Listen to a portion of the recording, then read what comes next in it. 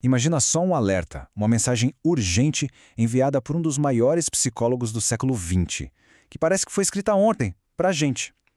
Hoje a gente vai mergulhar em O Eu Não Descoberto, de Carl Jung. É uma obra que nasceu no auge da Guerra Fria, mas que faz um diagnóstico da nossa crise moderna que é, olha, assustadoramente preciso. E a grande pergunta é, por que esse livro é mais relevante agora do que nunca?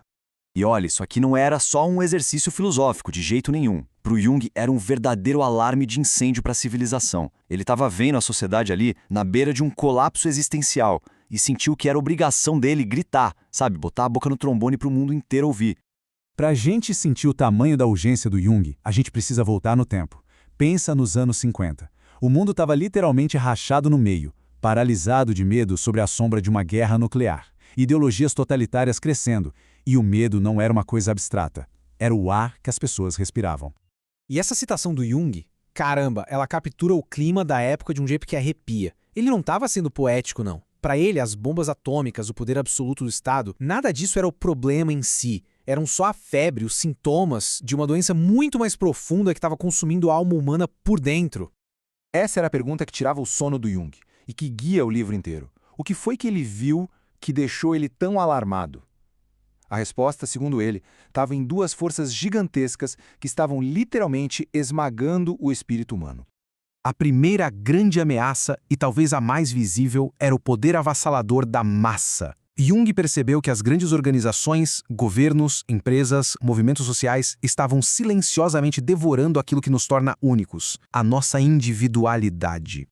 Pensa nesse princípio psicológico. É simples, mas é devastador. E o Jung viu isso acontecer numa escala global. A lógica é, quanto maior a multidão, mais insignificante o indivíduo se torna. E essa é a conclusão assustadora. Quando a gente é absorvido pelo coletivo, a nossa identidade, nosso julgamento crítico, nossa responsabilidade moral, tudo isso meio que se dissolve. A gente deixa de ser um eu para virar só mais um número na estatística.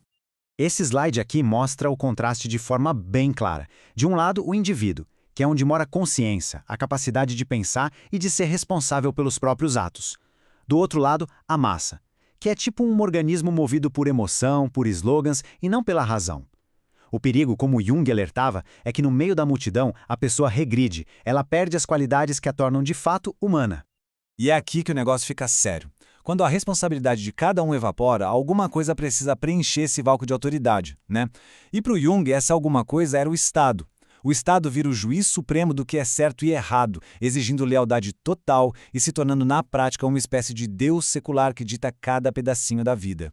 A segunda força que preocupava o Jung vinha de um lugar que a gente nem imagina, da visão de mundo puramente científica, racionalista. E é importante lembrar, o Jung era um cientista, mas ele viu um perigo gigantesco quando essa visão era aplicada sem nenhum senso crítico à complexidade da mente humana.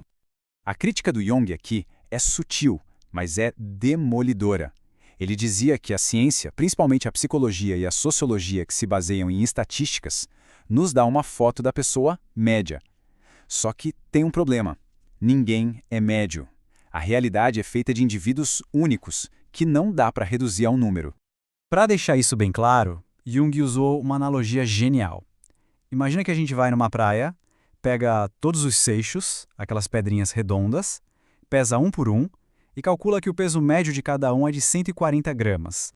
Só que, como ele mesmo aponta, é muito provável que por mais que a gente procurasse, a gente não ia achar uma única pedrinha com esses exatos 140 gramas. A média é uma ideia, uma abstração. A realidade, a vida como ela é feita só de exceções. E ao focar no tal homem médio, a ciência acaba ignorando a única coisa que realmente existe, o indivíduo. Então tá.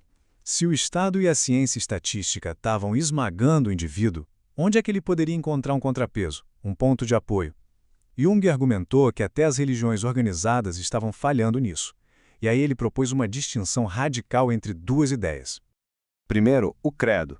Para o Jung, isso é a parte de fora da religião, os dogmas, os rituais, a estrutura social. É uma crença coletiva, uma questão de pertencer a um grupo, de seguir as mesmas regras e falar as mesmas coisas. Agora, em total contraste, vem a religião. Para o Jung, isso não tem nada a ver com instituições. É a experiência interna, direta e profundamente pessoal de um indivíduo com algo maior, algo transcendente. Não é sobre ir à igreja, é sobre ter uma experiência que funcione como uma âncora contra as marés do mundo. E essa citação aqui é a grande virada no argumento do Jung. A única resistência de verdade contra a tirania da massa e a frieza da ciência não é outra ideologia, não é outro movimento. É uma âncora interna, uma experiência pessoal e transcendente que dá ao indivíduo um ponto de apoio fora de todos os sistemas. Mas o que significa essa jornada interior na prática?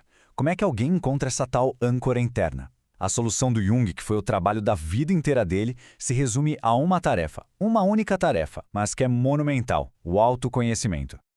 Só que para o Jung, autoconhecimento de verdade vai muito além de entender o seu ego, que é a sua pontinha do iceberg, a personalidade que a gente mostra para o mundo. É um mergulho corajoso para encarar o self, o si mesmo, a totalidade da sua psique, incluindo as profundezas gigantescas e escuras do inconsciente, com todos os tesouros e monstros que vivem lá.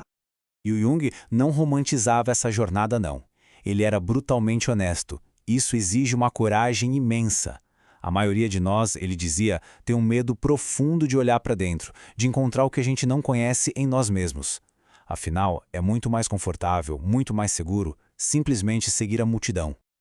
Então, o caminho que o Jung propõe pode ser resumido nestes 4 passos. É um chamado para a gente resistir a se dissolver na massa, para buscar uma conexão espiritual que seja nossa, autêntica, para explorar com coragem o nosso próprio universo interior e, finalmente, se tornar um indivíduo completo, ancorado em algo maior do que as opiniões do mundo. No fim das contas, a mensagem de Jung é radicalmente focada no indivíduo.